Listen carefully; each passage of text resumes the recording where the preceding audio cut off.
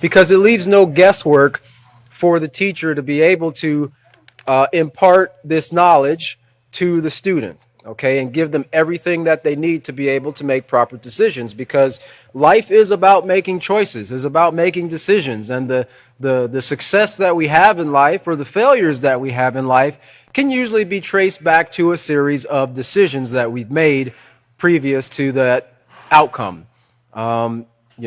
Education goes with it as well. Your experiences in your environment and so forth, they play a part in the decisions that we make. But the goal here is to, and as we're going to get a little bit further in the lesson today, is to work towards accentuating the positive character traits that each and every one of us does have. Nobody is completely without positive character traits, just like there are no people completely without negative character traits. Now, I know we might think that, people can be just what they call in society, when someone commits some type of heinous crime, they say that person is purely evil, just pure evil, and I think, well, just you think of purity, you don't think of something bad.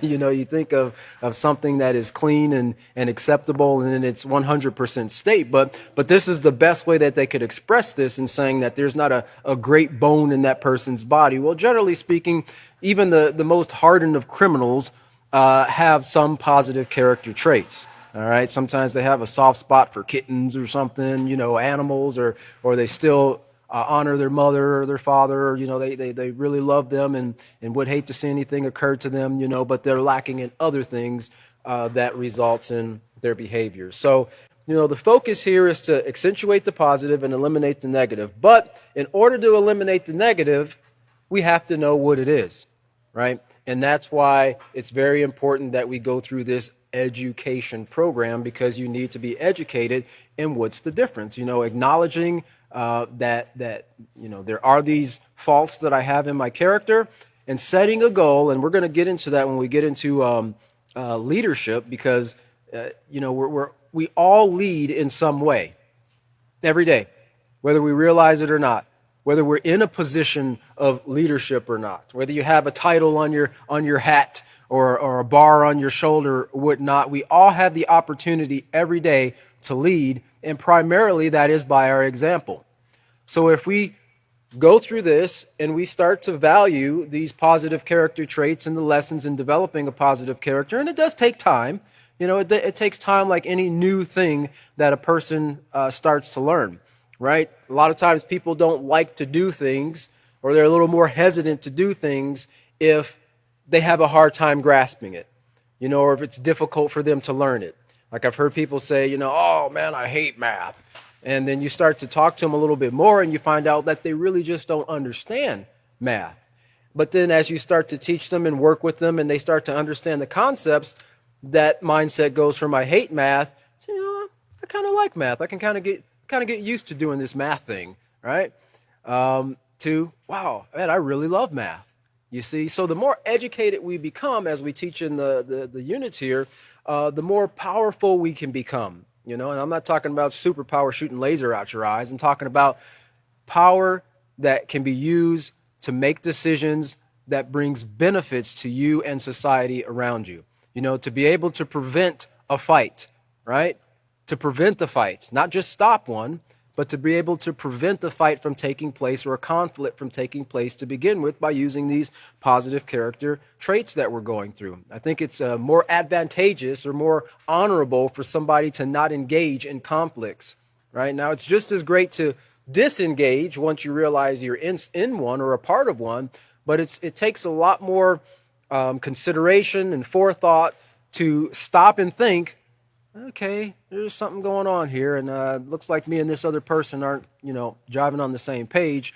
What do I need to do to bring about a peaceful solution? What do I need to do to bring about peaceful interaction in this situation? And so that comes through practice. And of course, practice develops skill, and the skill that we're wanting you to develop here is always practicing peace. So we talked about rights of ownership in regards to possession and property. And on page 10 and 11, we were talking about what's mine is mine and what's yours is yours. And we covered the fact that in that first paragraph there, behaving morally in regards to possessions and property of others means to means to recognize that everyone owns things. Excuse me. I was drinking some water earlier, and I think part of it went down the wrong side. Um, means that everyone owns things and values what they own. What one person values, another might not, but it is still necessary to respect the possessions of others just as you will want your belongings respected. Okay? And the previous teacher gave some examples of some things that people really value when, in regards to some of the pieces of art, right? When I was growing up, I valued that comic that was inside of the Bazooka bubblegum. Right? Probably a lot of these guys don't remember Bazooka Bubblegum, but I couldn't wait to open that thing up and throw that gum in my mouth and read the comics. I enjoyed that. Or getting to the center of a Tootsie Roll lollipop or one of those suckers that had the gum in the middle. There were things that I valued when I was younger. As I got older, I valued a job well done. Starting a project, seeing it through, and then stepping back and being able to look at the completion of that project and being satisfied with the work that was completed. So, values change with age and, of course, environment. But people have many different values, and some things people might not really care about. They might not really value doing a great job. I've been in places where I've seen people in the construction industry. In the construction industry, where you'll go into certain places in the house and a person is paid to, let's say, trim out or texture or drywall, all the areas in the house, and you look into a place like a closet, and you'll go in the closet and look in behind the closet like you're facing out, and there'll be pieces of trim not there, there'll be sheetrock missing or something like that, and you say something to the person, they're like, nobody's ever going to see that. Well, you see it, the builder sees it, right? And if you take honor in the work that you do, then you're going to do a great job. And that's what we're going to learn here about a couple units down the road here. It's when you go over this, it's easy to jump back and forth through different units because these things pop up in your mind. But when we get into the self-control unit, one of the statements that are mentioned in there is the true test of self-control is what you do when no one's looking. I've seen that worded a different way when I was on in another factory, which is said the true test of safety is what you do when no one's looking. Well, in order to be safe, you have to practice self-control, right? Because usually there are rules in place within factories, manufacturing plants, and so forth, the workplace, that are set in place to keep the employees and the equipment and the building safe and functioning properly. So many times people tend to ignore the rules, saying in their mind that it's only illegal if you get caught, right? It's only illegal to run that stop sign if there's a cop sitting right there. No, the rule is there all the time. And just because no one's looking doesn't give you the right to break that rule, okay? And so this is why it's so important that we kind of go back over this and rehearse this continuously every day. I made a comment last time, last class, a suggestion to take the concepts that you find very important to you, either whether they stand out to you as something that, oh, wow, I really like the way that's said, or whether you see it as the opposite of a negative character trait. Man, I really am, I'm really impatient, but this character trait of patience is something that I really value because I want to overcome that negative character trait of impatience. So you write you a little note, today I'm going to be more patient than yesterday, right? And so it's just a reminder for you to kind of keep that on the forefront of your mind and be on guard, because it's easy to, in the heat of things, forget these concepts if we're not practicing them on a regular basis. Don't only wait until a situation comes up to put them into practice. Try to rehearse them and think about them in your daily life and your interactions as much as possible, so that when something does arise, it won't catch you off guard. All right. So let's look at page 12 here, because we just actually, if you turn back to page 11, because I don't remember if I covered this last class, but I wanted to make sure that I did. It was talking about, we were reading from this first paragraph here on page 11, where it says in the fourth paragraph sentence in that first paragraph, authority over one's possessions means you have the right to decide who uses your possessions, when they are used, and how they are used. Okay. And of course, down at the bottom there, that simplifies that by saying, think about it. If someone, under straight talk, think about it. If you take someone's belongings without permission, you haven't borrowed, you have stolen. And one thing that we've seen across the board when we have gone to many different schools and asked the students in that class who have never heard our program presented before, if someone takes, touches, or borrows your possessions without your permission, what is that called? Pretty much 99% of the time, they all yell out stealing. They all recognize that concept. People pretty much tend to recognize when their things are being stolen, but they kind of glance over when they're stealing somebody else's things. And one of the things that people tend not to pay much attention to in society right now, and it's not always with the younger group, but with the older group, is stealing of time, especially in the workplace. It could be so easy to be distracted by certain things. When I'm taking my bathroom break, what do you need your phone for? Well, I think companies would find a little bit success when putting, blockers in the bathrooms where phones have no signal in there. And people would probably spend a lot less time in the bathroom, but people do that. They steal from their employer and they think it's no big deal, but it is a big deal. Billions of dollars are stolen from employers every year. Billions of dollars in lost time and productivity and so forth are lost and cannot be gotten back. And for the most part, that has to be passed on to the consumer because, well, the employer's there to make a profit, right? And so people don't think about that, but there's many ways that things can be stolen outside of physically taking somebody's physical possession. And we're going to cover a lot more of that, but just, to have that kind of bouncing around in your brain there. It says, you haven't borrowed, you have stolen. Now, here's the definition here. To borrow means you have the owner's consent to use his belongings for an agreed amount of time. And to go along with that, that doesn't give you a blanket coverage to use that owner's belongings, right? If you borrow somebody's tool or vehicle, even in the car rental business, this can be found like in leasing, car leasing or car rental, right? You are borrowing that car, right? Now there's an exchange of currency for it, but you're borrowing that car, which belongs to somebody, for an agreed amount of time. And when you sign that contract, you're agreeing that you will use their vehicle in a particular way for a particular amount of time. You also agree that you won't let anybody else use the vehicle. You see, that owner has rights regarding that vehicle, and they're setting the rules. And that contract outlines the rules of your do's and your don'ts in using that vehicle. And they expect that you return that vehicle at a certain time and, of course, in a certain condition, right? And if it left with a full tank, bring it back with a full tank, or they're going to charge you like $6 a gallon, for gas. And an incentive to kind of, make you fill it up before you bring it back. So many industries recognize this borrowing a person's possessions and following the rules. But like I said, you can't put a blanket coverage on it. You can't just, I rented a car at this place once. What's the big deal? I just go grab one another time, No, you always have to get permission unless a person says, hey, listen, you can use that anytime you want to. You don't have to ask.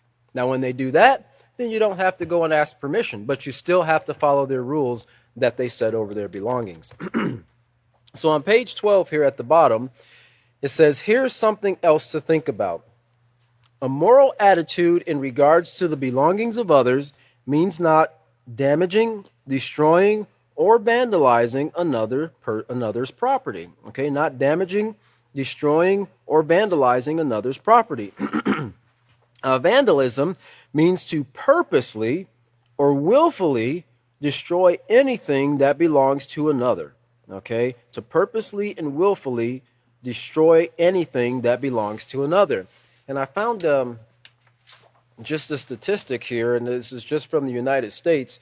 because I was kind of interested to see how much vandalism costs the U.S. every year. And this is from the U.S. Department of Justice. And it says it's a program that they were kind of promoting, excuse me, of the youth to try to wipe out vandalism and graffiti.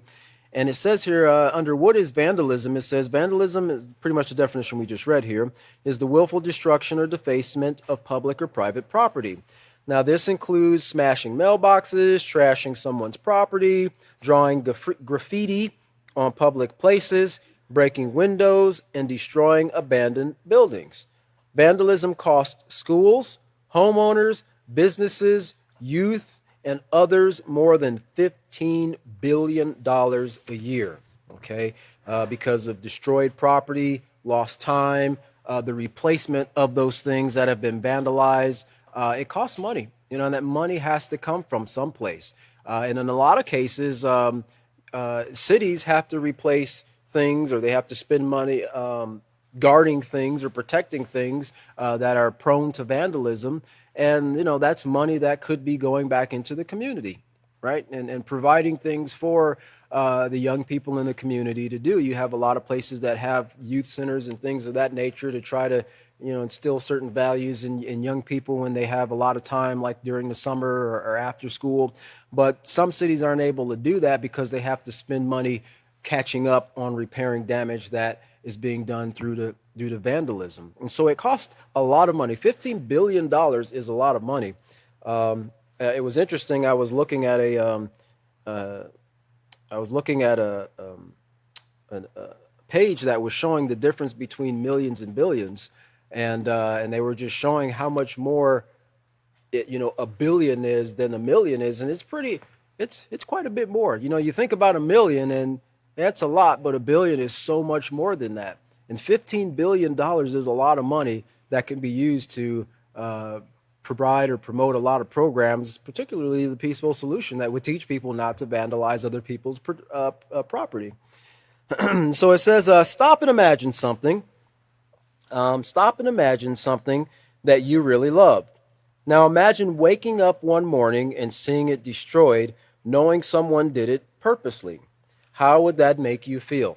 Right? I think a lot of us have probably been in that situation where you woke up in the morning and maybe the windows in your vehicle are smashed, or your tires have been slashed or something like that, or someone keyed a vehicle, or just destroyed something. A mailbox in the rural areas, it's more common in rural areas for people to drive by and bash mailboxes and things of that nature, or sometimes they go cow tipping. Well, those are belongings that, are owned by other people. I mean, but people do things to animals too. They not always kill them, but they do things that harm the animals. And so all this falls into this concept of respecting the possessions and property of others. So anyway, would you feel angry, disappointed, shocked, or resentful? And of course, there'd be a myriad of emotions that we might go through. Well, thousands of people experience these feelings every year when others destroy their mailboxes, write graffiti on the walls of their homes and businesses, or run over their flower beds and decorations. And I remember when I was growing up, it was really big that, mostly the older guys, they did not want you walking across their grass. Don't cut across my grass. Keep off grass. They'd have signs pointed, on every corner of their yards, and some of these guys' grass were, it was pretty pristine. I mean, it was almost like you wanted to take a putting iron and a golf ball and play a little bit on there, because it was just that nice. And you could tell that they took a lot of honor in keeping their yard very nice. And they didn't want people walking across it, because when people walk across a particular area, especially a corner house, it's easy for people to, I guess not walk the extra 20 or 30 feet, but cut across the yard from one side to the other. Well, when people do that over a period of time, it creates a path, and that wears away the grass. Okay. And I didn't realize it till I moved here to Texas, but people really do put a lot of effort in maintaining their yards down here. I mean, I've seen sprinklers going off in the winter times looking like ice fountains, as they're trying to water their yards in the wintertime, but they really do put a lot of money into maintaining their yards. And it's their money, it's their possessions. They can do whatever they want with them because in doing so, they're not bringing any harm to anyone else.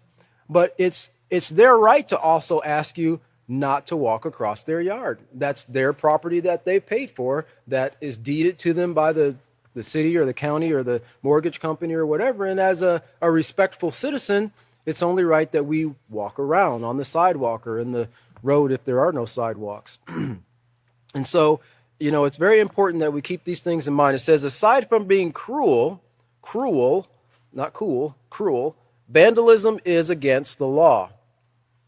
Let's see here. Yeah, and the other part of this here regarding that, it says, vandalized, graffiti marked, and messy property generates unease and says to the public that the neighborhood, school, or the community is not valued by its residents. Now, I don't know if you've ever driven through a neighborhood that was like heavily vandalized, right? Busted up and beaten up cars, vehicles sitting on blocks, spray paint all over buildings, windows broken out. Usually when I go through those neighborhoods, I usually make sure my doors are locked, right? I usually don't feel pretty safe because if people are willing to do that to their own neighborhood and property that might or might not even belong to them, how much more value would they have for me passing through their neighborhood? Probably not very much, okay? And so this is what it's saying. It gives a sense of unease. It also drives down property values because most people won't want to go and build and live in an area that looks like trash, right? I remember my mother telling me that when she grew up, the places that by the time I grew up and was a teenager that were called the projects, she said when we grew up, they were actually considered nice places. They were places where you wanted to go and live, and the parents of that generation taught the children to take care of those areas. They weren't the rundown, graffitied, dog barking, sirens roaring, blaring, gunshots in the background type of place that they've become.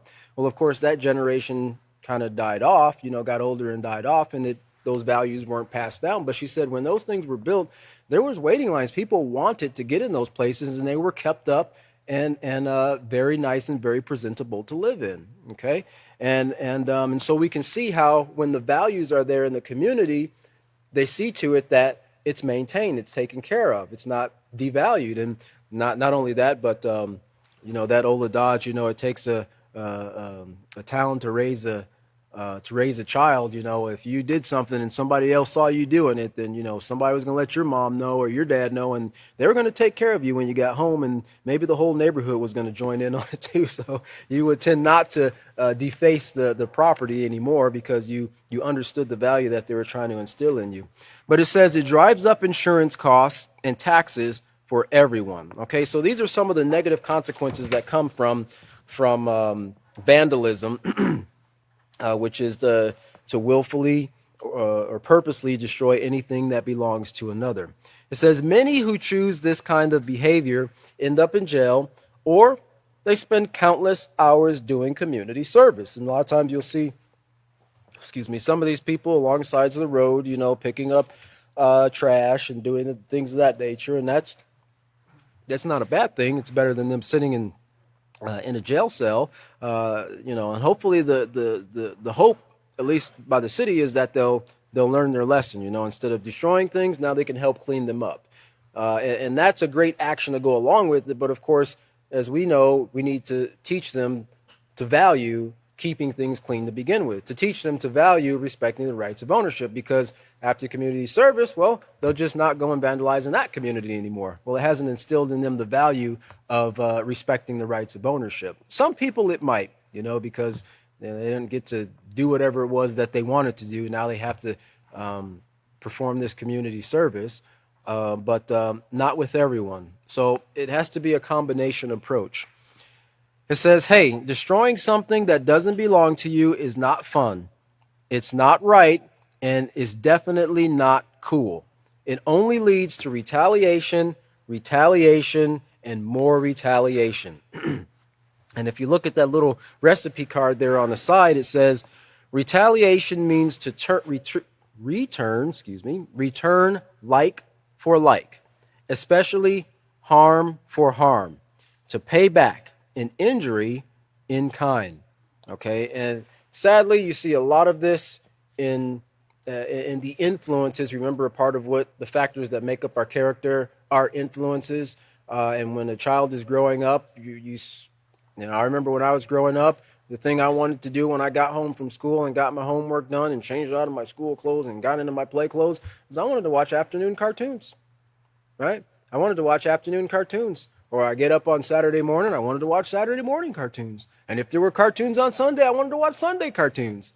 I wanted to watch cartoons. Well, the majority of those cartoons that I watch, they taught some type of retaliation. They taught some type of violence. I mean, when you think about the Roadrunner and those guys, I mean, there was always violence in those cartoons, right? And somebody was trying to get back at the other person. Even the superhero movies that they have out, that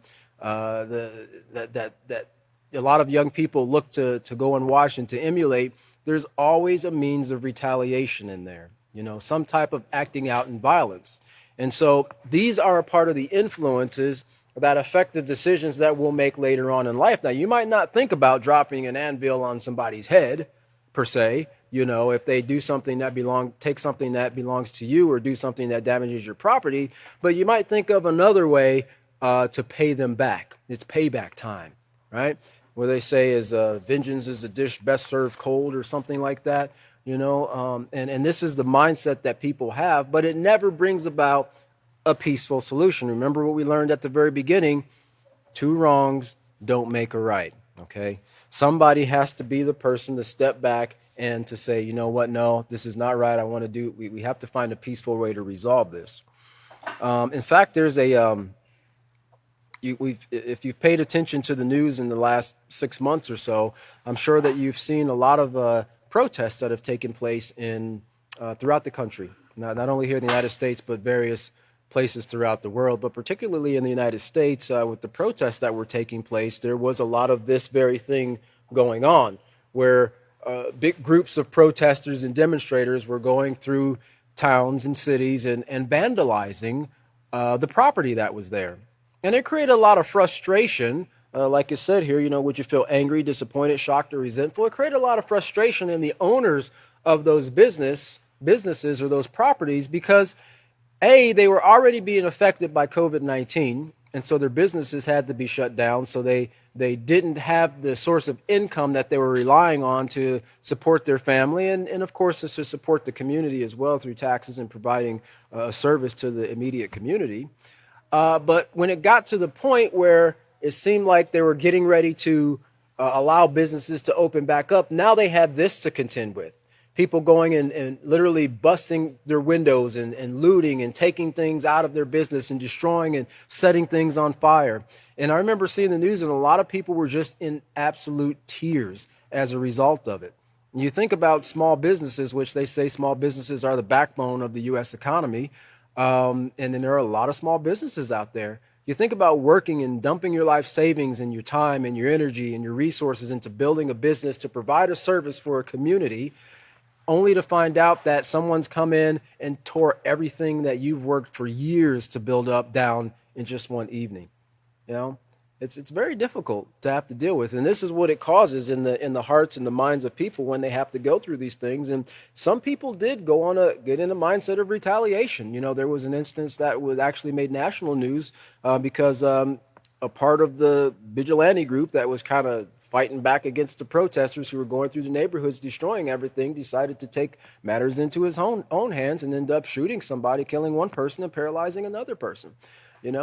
Didn't solve anything, didn't fix anything, only created more tension amongst the group. So there has to be moral values, moral principles set in place in order to resolve these problems. It can't be brought about through retaliation because it only makes the matter worse, like adding fuel to a fire.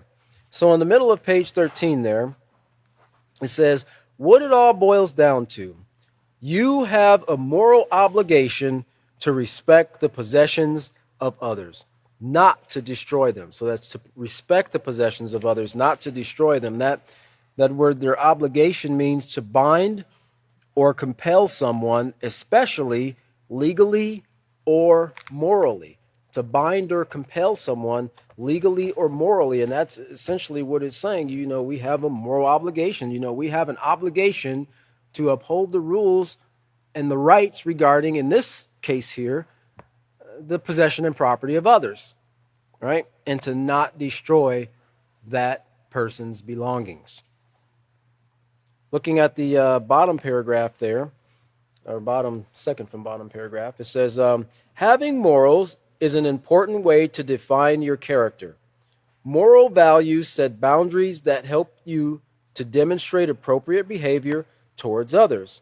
And I thought that was interesting there, that sentence, having morals is an important way to define your character. Your character. In other words, it's defining who you are on the inside.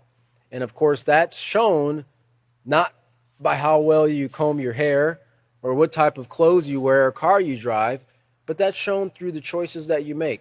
It's shown through your conduct, how you interact with others, what you do when you're faced with a moral decision. And so it defines you, right? This word define here, and as we read that, think about what we talked about on page 3 there. Let me just go back there real quick. I'll just read that real quick. It says, a person's character consists of patterns of behavior that are considered either positive or negative. Your character reflects who you are on the inside. It goes beyond what the casual eye can see. Here goes. Knowing about your character will enable you to understand why you think and act the way you do. Knowing how to identify a positive character in others, will help you build strong, positive relationships. Well, this word, interestingly enough, as we're going to see as we read the rest of this here, define, it means to, in regards to computing, most people know what computers are. It means to create with established rules or parameters, okay? It also means to fix or mark the limits of, and the fixing and the marking of those limits are done in your mind, right? Because remember what we learned on page 4, page 6, page 8. Page 8, in regards to morals and what they have to do with my character. In that second sentence in that first paragraph there, it says a moral value is like a line that divides wrong behavior from right behavior.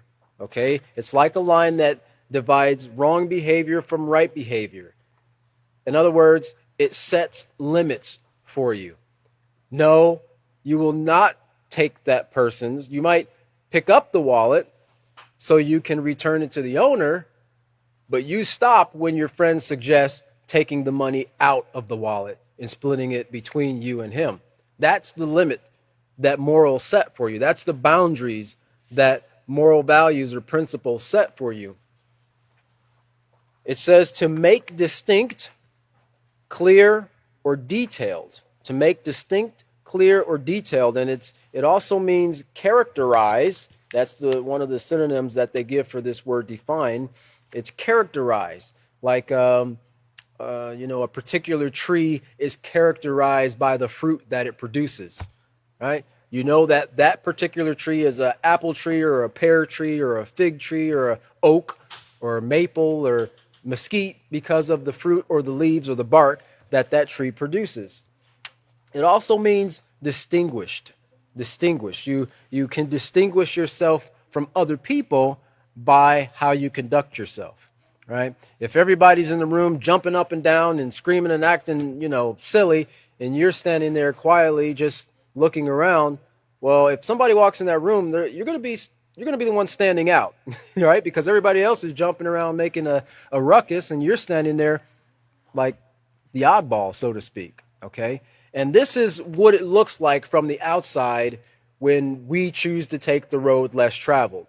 I've been told that before, and I've seen that before in other people who put these characteristics into practice. That people take notice of it, and they say, wow, I saw what took place, and you you you really exhibited a lot of patience there.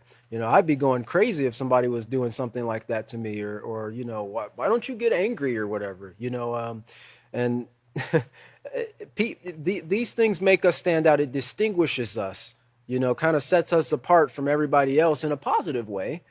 Just as you can be set apart from everybody else in a negative way if you're not practicing these positive character traits. But of course, morals, we're talking about accentuating the positive.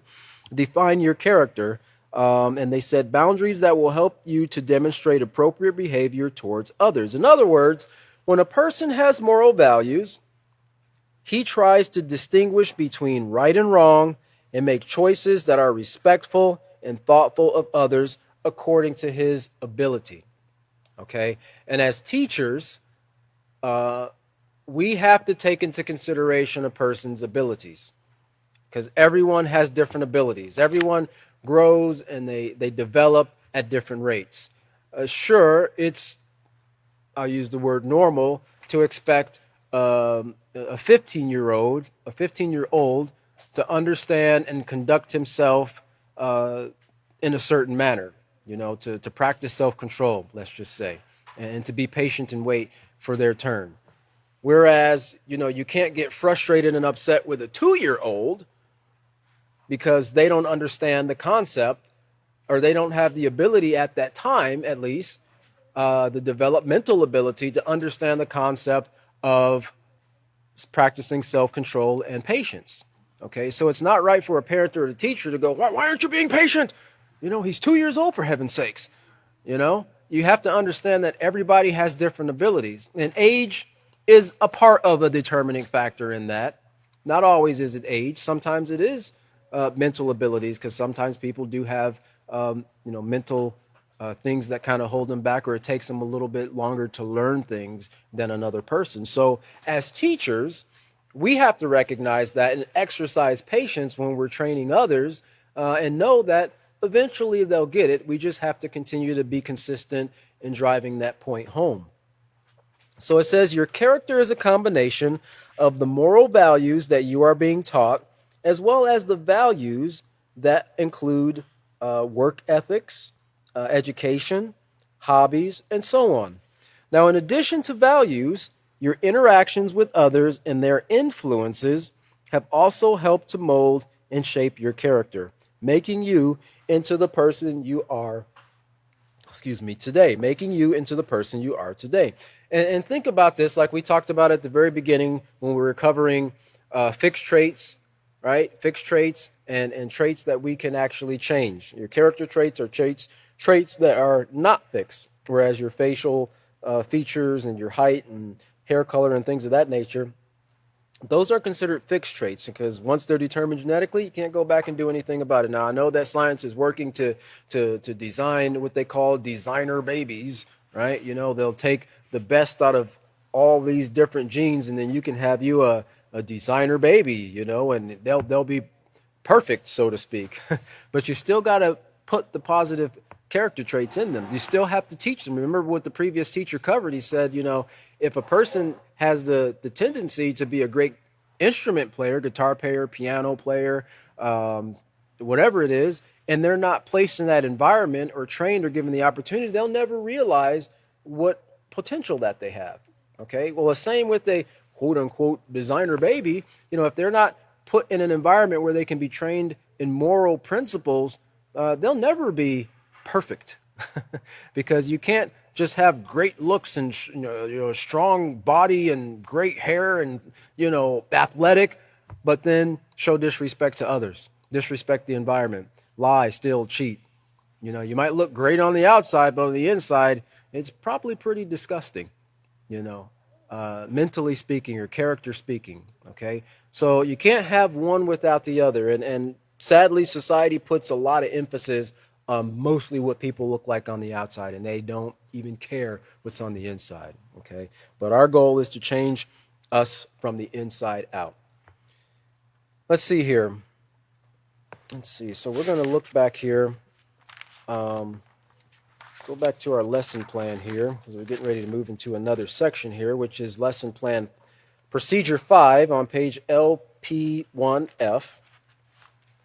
And so at this point here, as a teacher, you will be explaining to your students the factual knowledge, that factual knowledge and experience coupled with values, the values one possesses.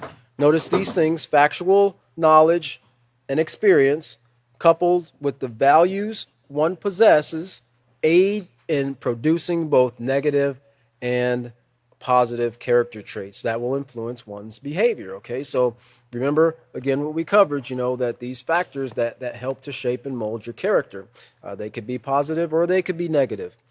And so, you can also, at this point, you could choose students to read the sections entitled The Positive Side of Character and What is Negative Character, and that's what we're getting ready to read here, found on pages 14 through 16 and 19 through 20 of their handbooks. And I would definitely, when you get the opportunity to teach a class, even if you're a little bit nervous in teaching the class for the first time, because it can be a little bit nerve-wracking when you're standing before a group of 300 or 400 or 1,000 people, especially if you're on a big stage out in the big field like a stadium type thing, and all you just see is these eyes blinking at you. But you want to get feedback. You want to get feedback from your students, okay? And that's what these points are making here when you choose them to read and then you speak with them and you ask them questions. The whole goal is to get feedback because you want to make sure that they're understanding the concepts that are presented, because it might be necessary. The goal isn't for you to just rush through the program.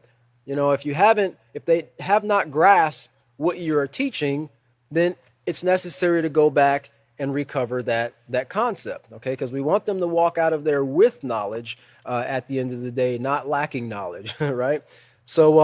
So get that feedback from them, and that'll help you as a teacher. I've heard some really great points that have come forth from students that, gave reason to pause and think, and, that is how that can be applied in this particular situation. Or yes, this is an example of, practicing self-control or showing respect towards other people, and it gives feedback, and it also encourages other students, because people tend to fall into conformity. Well, if Bobby over there did it, well, yeah, I can do it too, right? And so then you get a lot more people starting to participate, and it makes the class very, very enjoyable. I'm telling you, it makes it very enjoyable when a lot of the students participate, and especially when you see that they're grasping the concepts. Even more, it's more enjoyable when you get word back later on in the day that they've been walking around the school, iterating the lessons that have been taught to them from a previous workshop. That's really encouraging, because they could be talking about anything they want throughout the day, and there's a lot of stuff that students could be talking about, but that lets you know that something in that presentation stuck in their mind and was valuable to them, and it was enough so that they went and told their friends about it, and that's how those things spread. So it says here, compare and contrast the advantages and disadvantages between positive and negative qualities of character. For example, honest versus dishonest, or responsible versus irresponsible. And then you would explain to students that most people have both negative and positive character traits, like we talked a little bit about earlier. However, the key to being a person of integrity, and we're going to cover that definition too, is to accentuate their positive traits while first acknowledging and then eliminating their negative traits. So like I said earlier, it's not enough just to only focus on the positive traits, because if you do, then you'll never work to get rid of the negative traits. Now, the goal is not to focus on the negative traits, but as individuals, we know that in order to make a change in our lives, we have to acknowledge that this particular thing is a problem, right? Otherwise, you're going to be in a situation where it's not a problem, it's not broke, why fix it, right? And a lot of people have that mindset, me doing this is not really hurting anybody that I can see. Okay, well, it doesn't mean that it's not a negative character trait, and it's something that you can work to eliminate. So it's very, very, very important for us to acknowledge. To me, that's a very powerful word there, because a lot of people, it's hard for them to change if they can't acknowledge a wrong. A lot of people don't like to be wrong. They don't like to be told that they're wrong, okay? but we are in many ways, and many times are wrong. We just need to change it. I said, it says here, help students to realize that a positive moral character is advantageous and should be recognized by everyone as beneficial. And just with that, keep in mind what we talked about in at the very beginning on the road less traveled, right? Because one of the things that was said was it might not be the most popular road, okay? And doing the right thing is not always the popular thing. And yeah, sometimes people will make fun of you and joke, why are you saying ma'am? Why are you sitting up straight in your chair or whatever? I mean, people tend to pick on positive traits more so than they do negative traits that they see in others. Okay. But as a person of integrity, you're going to maintain the practice of those characteristics that you've internalized, irregardless of what everybody else around you is doing, thinking, or saying. Okay. And this is what we're going to see about becoming a person of integrity, because it requires consistency day in, day out, whether you're with the group or whether you're by yourself. So let's look on page 14 here.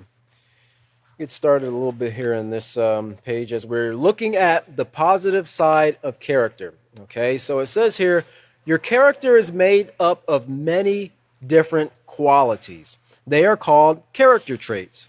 Now, character traits can be either positive or negative based upon your values, what you have been taught, your choices, and your experiences.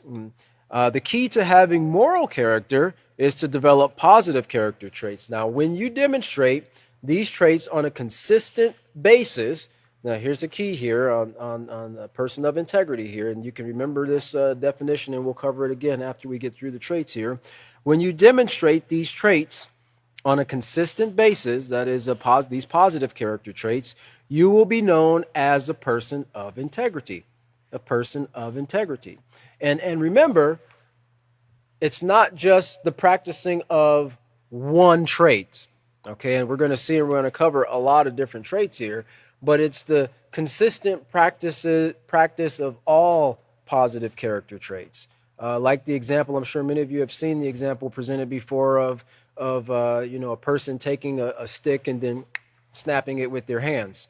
And then they get a bundle of 20 or 30 sticks, and then they try to break it, and they can't snap it, right? Well, because the integrity of that bundle is very strong. It's very hard to deform or to snap or to break. And this is you see this in a lot of different fields, and get the trade, it's metallurgy, or the study of metal and the strength of metal and things of that nature. And they have to heat it and temper it and so forth to give it the strength or the flexibility that it needs so that it maintains its integrity.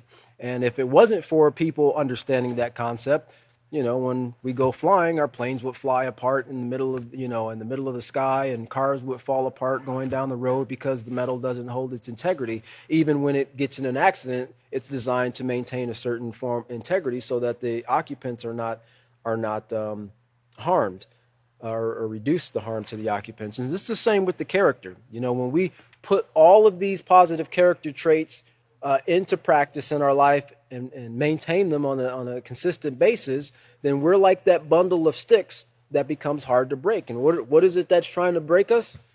Society, negative influences, all types of things that are out there to try to get you to do the wrong thing.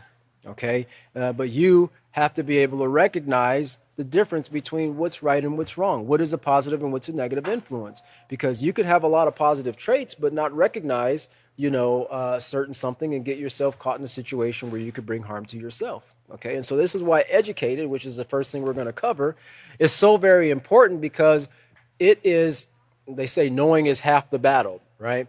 And it is important to know, but then you have to put into practice that knowledge. Okay, that knowledge that we talked about, knowledge is power. If you use it. If you don't use it, then it's just words on a paper or words coming out of a person's mouth. To know, to have the knowledge to stop at a stop sign or a red light when you're coming to that intersection, that's great. But when you step on the brake, then you have the power to practice safety and protect other people in the roadways, right? Otherwise, you just blow right through it and, cause an accident or get a ticket, from a police officer. So putting these things that we learn into practice, this makes us stronger as an individual. And when we do it together, it makes us stronger as a community. All right, it says here, people who have moral character shown by their actions and that. Did I read that right? I'm sorry. People who have moral character show by their actions and attitude that they care about themselves and others. Become familiar with these words that describe moral character traits and strive to develop them within yourself. And we'll look at this first character trait here as it's educated here. And it's the first of the positive character traits that we'll cover. And you'll see this in several of the other books as we move along here through the Peaceful Solution. Educated. It says getting all the facts and making sure they are correct before making a decision. For example, your friends offer you some glue to sniff. You had already been researching it and know how damaging that can be to your brain. You tell them no and warn them of the dangers as well. Okay? And in today's society, this day and age, it could be a number of things. I suspect people are still sniffing glue. Anything that when people get to that point where they are always looking for the next high, they'll do whatever they can. But whether it be, trying a drug, or I know they've got like Molly and ecstasy and Xanax and all these other different things that people try, and or try just go in your grandma's cabinet and get a couple of those out of there and try those. Man, it'll make you feel really great. But you educate yourself and you go, no. That I've read that can do harm to a person who has not been prescribed that for a particular reason. Even things that are prescribed, sometimes they are prescribed by the weight of the person or the severity of their illness. So just because you see it there and you think, well, grandma gets a headache and I get a headache too, so we can both take that. No, it could actually do great harm to you. In fact, some people in trying drugs just the very first time have died as a result of it because they didn't realize that they had a heart defect or, something wrong with their vascular system. Okay, and it's not worth the risk. None of these things are decisions that you have to make impulsively. Even if you don't know what the harm might be, it never hurts to stop and say, well, I don't know about that. Let me look into this a little bit more, right? Whatever you got to do to get yourself out of that situation and educate yourself so that you can make a better decision. Even sometimes asking an adult, asking a counselor who knows about these things, is this safe to do? Is it okay to casually do this? That was a big thing in the 80s, casual drug users. I only do cocaine casually, right? But you're still doing harm to your body. And an educated person will tell you no.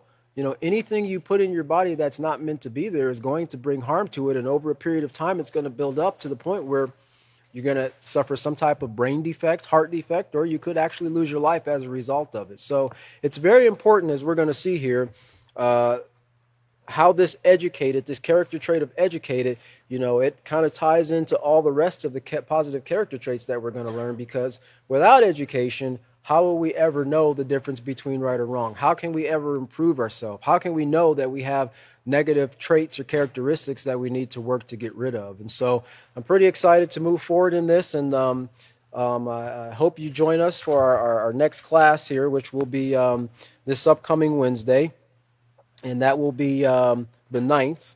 That will be 12/9/2020. This upcoming Wednesday at 5:30 Central Standard Time. And I hope you enjoyed the class, and I look forward to seeing you at the next class. Have a great evening.